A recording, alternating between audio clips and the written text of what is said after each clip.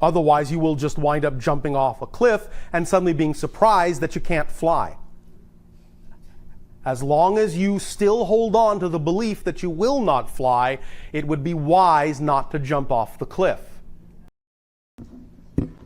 Hi, Bashar. And to you, good day. I have various questions too, and you may have answered a lot of questions I have with her question. That's all right. I haven't answered yours. That's true. I know my passion. And that would be? Music. All right. But I have a difficult... All right, now one moment before you go on. Okay. Remember also that we talk about the idea of following your passion, following your excitement, and also in this context today, the passion, the desire we're talking about is also for changing core belief. You follow me? Mm-hmm. All right, continue. Well, the core belief I want to change is I've been a healer for 15 years, and All right. I'm angry. You're angry, an angry healer. That's right, Bashar. I'm feeling that anger.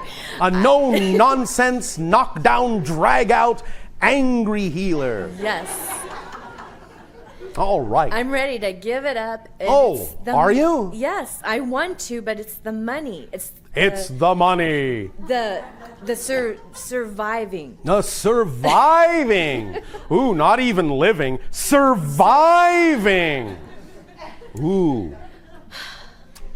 And the funny thing is that I'm abundant right now. I see. I am being very well taken care of through my husband. Yes. But That's a form of abundance. Yes. But I want to find self-sufficiency. Well, go right ahead. And I want to go for my music. I want to let go of the healership. And go right ahead. But how? However, I understand you are physical beings. Please pay attention to your true system of beliefs.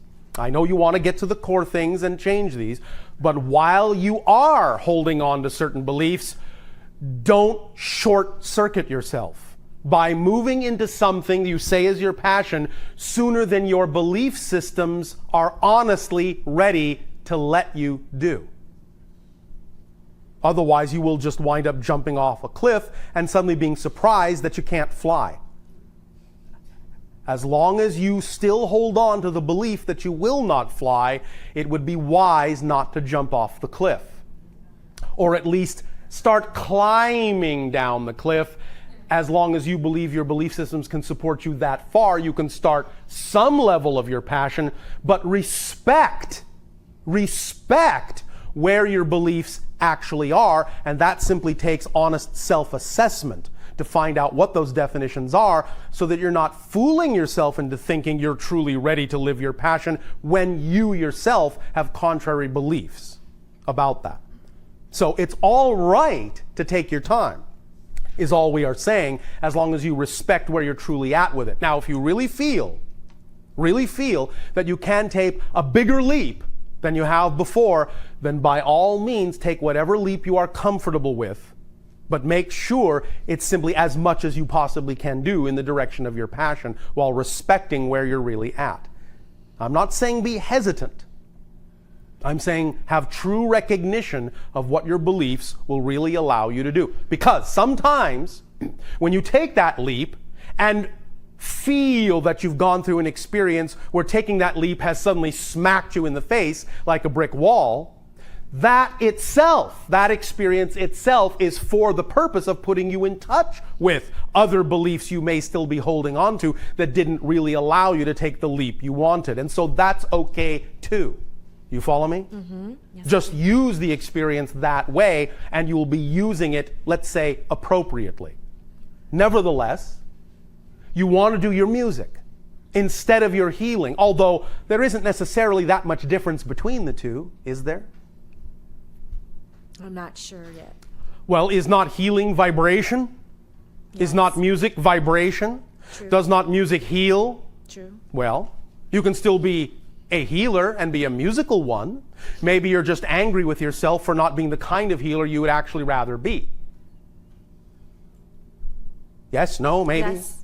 Well, All I'm right. also experiencing guilt with that because Let's pile on the negative beliefs. Let's make it that much more difficult. Not only am I angry that I'm not doing what I want, but I'm also guilty about not doing it. Bad me, shame on me. Let's really pile on the difficulty level instead of just doing what I want.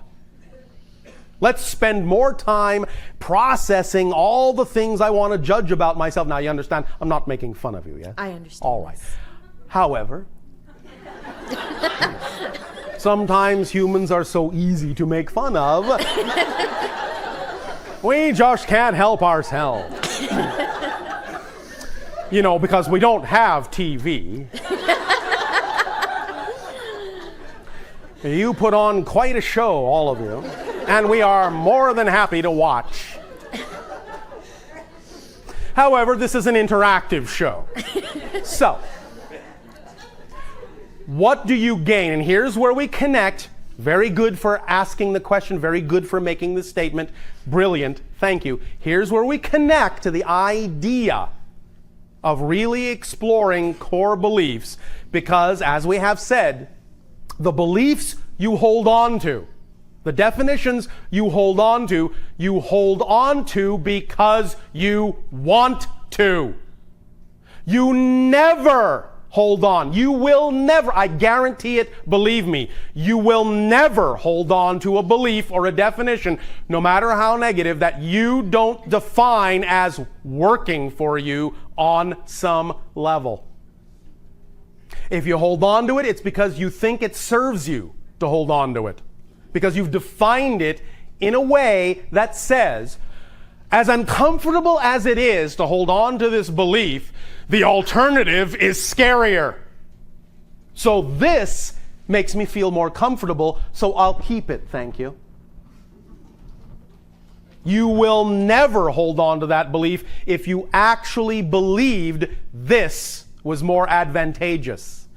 But if you're scared of this choice, you will think this is more advantageous, to hold on to what you know, to hold on to what you're familiar with. As uncomfortable as it may be, it's familiar, and sometimes that's why the symbol on the Enneagrammatic circuit, the last one is the unknown. Sometimes you define the unknown as scarier, and you'd rather have the familiar, as unpleasant as it is. And there it is again, another example of attaching definition to things.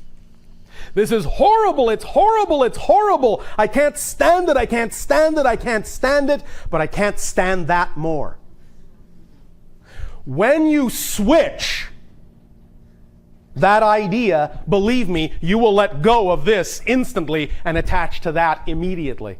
As soon as you change the definition of what actually serves you better, as soon as you get in touch with that core belief that going in this direction will actually be the best thing for you, you will immediately do so, and believe me, nothing will stop you. Nothing. Nothing gets in your way. Nothing gets in your way. Everything you're doing because you choose to do it, because you've defined it as the best thing for you to do by comparison to this other option. But if you know that other option could serve you, you simply have to get in touch with the rest of the definitions that don't allow you to automatically choose it, that don't allow you to feel that it would. And that's usually the definition that does that. Is this making some sense to you? yes, I just want to feel it so I can go. All right. Well, as you say, first of all, you're angry about doing something that's not really who you are. All right, that's fine. Natural anger, shall we call it alignment, energy alignment, that's what it's doing. It's aligning you with your truth. Natural anger lasts about, 15 seconds. Anything beyond that is judgment. You understand? Yes. Natural anger is energy alignment. It's the recognition that a thing is not you by comparison. And you go, oh, no, not me. That's not who I am. But that's all anger actually is. If it lasts longer than that, that's where these other definitions of judgment come in. Oh, guilty. Guilty for not choosing this sooner. Now I'm really angry. And the guilt feeds the judgmental version of anger and perpetuates and magnifies that. And you spend your day going around in circles dealing with that, instead of simply using the anger in a positive way and say, oh, this version of healing is not who I am. All right, this is. And start moving in that direction, because you know that's who you are. And because you know that's who you are, you know that's what will support you. Because what excites you the most comes as a complete kit. Otherwise, it would be pointless. If what excited you the most couldn't support you in the reality you've chosen to be in, there would be no point in that being the thing that excites you. Because it wouldn't allow you to do that thing. It wouldn't allow you to continue to move in that direction if it didn't come with the ability to bring you what you need to continue to move in that direction. So you can even logic this out for yourself if that's the facility that works best for you, and recognize that there would be no reason for you to get excited about something if it didn't contain the ability to do that thing, to continue your excitement. Do you follow me? I follow you. Is this making sense and dollars to you? I'm feeling it, yes. All right. Now, if the other issues come up, I'm unsure about this, I'm unsure about that, I'm not good enough for this, I'm not qualified for that, I don't know enough about this, I don't know enough about that. Do what you need to do to gain the information and experience that you need, knowing that that's not a path toward your excitement, that all those things are part of your excitement. They're just different perspectives, different variations of it. Different parts of the process of living your excitement. It's all living your excitement. And you can use even what you've been doing as part of your excitement, because it's finally brought you to a place where it's become clear what you are not. And sometimes people on earth have to simply figure out what they are by first figuring out what they are not. Sometimes it just works best that way for some of you, because now you know where you don't want to go. And that helps you really define where you do want to go. And if you worked it that way, bless it. It got you to this realization. So don't be angry with it. Don't be angry with yourself. Use it. Say, aha, freedom, release, insight, inspiration. The path I've been on, the things I've been doing have brought me to this realization. Hallelujah. Gotcha. Thank you, Bashar. If you don't use your life up to this point that way, it's like having a path of stepping stones and saying, I invalidate the stepping stones I have been walking on. If you invalidate them, if you judge them as unworthy of having been there, they will vanish experientially, and thus then how can they get you to where you want to go? How can they lead you to the rest of the stepping stones if you invalidate the stones you've stepped on? I think it's the fear of crossing over and how Yes. I'm going to be supported financially Yes. to get to that level of my passion. Yes. I don't want to go to work at Mickey D's. And even though that my husband is supporting me, I keep thinking, I really want to let go of the massage. Yes. I do. I All have right. to. Then But- do what you can in the direction of your highest joy, to the degree that your belief system will allow you to. Start there. Go as far as you believe you are willing to believe you can be supported. Okay. And don't discount any avenue that you really believe is a representation of your excitement in any form. Okay.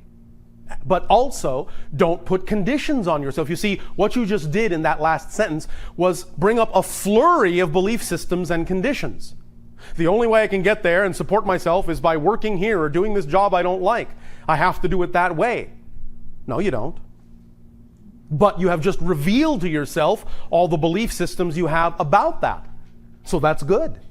Well, You've just made yourself transparent, and now you can deal with why you are afraid to take that step. You are afraid to take that step because you have a definition that says you must do it in a way that is unpleasant for you, that is not preferred. But that's not necessarily an empirical truth. It's just your definition that says that. So get in touch with why you have that definition and why you've made it real, and make it unreal. Because it doesn't have to be real, does it? One of the wonderful, wonderful things that exists is that there are other people. Other people act as shining examples of what's possible.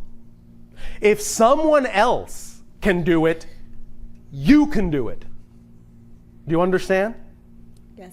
That's why all of you, really, most importantly, can be examples to everyone else by really following your passion. Because when you see someone else do it, it's not that you have to do it exactly the same way, but if they did it, that means it's possible for you. If you have attracted yourself into their life, or at least attracted them into your life enough to be aware of them and what they've done, then be inspired by the fact that they've done it as knowledge.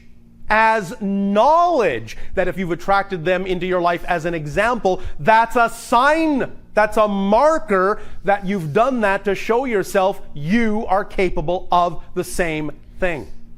So if they created abundance in their lives in a fantastically rich, effortless, fun, and playful way, so can you. If the example exists anywhere and you can see it or be aware of it, it means you're capable of the same thing, or the example would never have come into your life, because there are no accidents. Does that make sense? Yes, it frees me. Thank you. Thank you, Bashar. This and what we are talking about in this kind of dialogue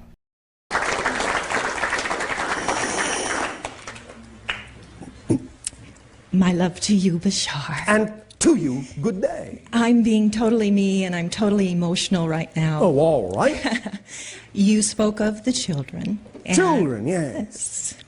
And I have never before been ready to be more specific about my children, and I am now. You're talking about the hybrids. Yes. Yes. Yes, absolutely. All right. I had a dream last night. It was very lucid that I was connected to a type of umbilical cord Yes. that was pulsing blood, Yes. and I was feeling the heartbeat. Yes.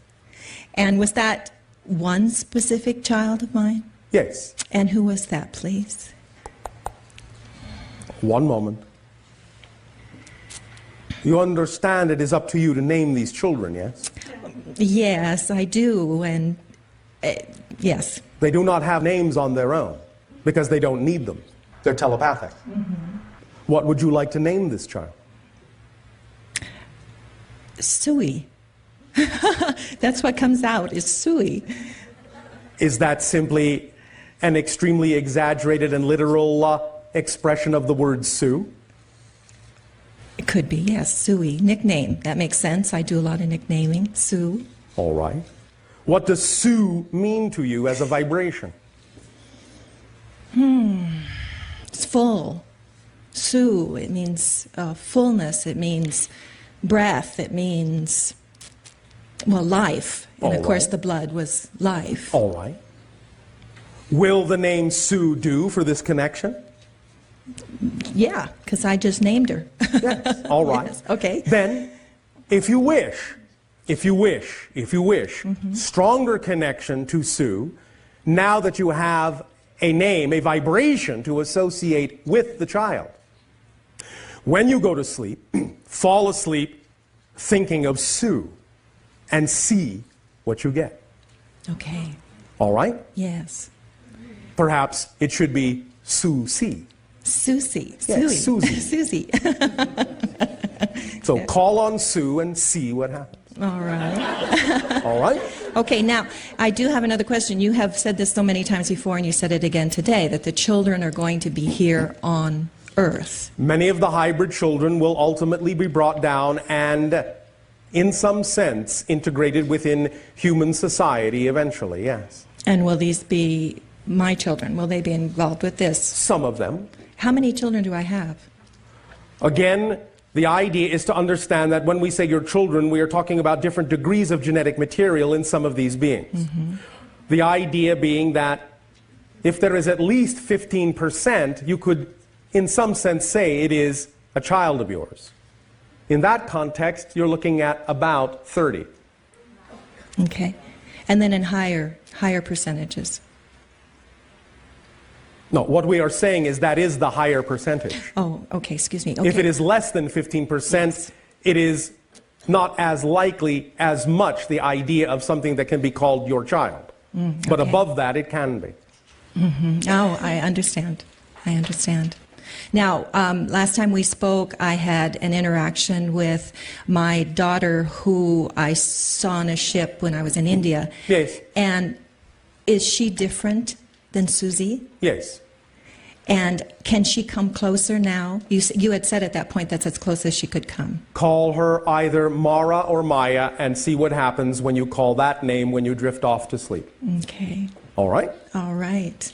My love to you. Is there something that from the children, I long to see them so much.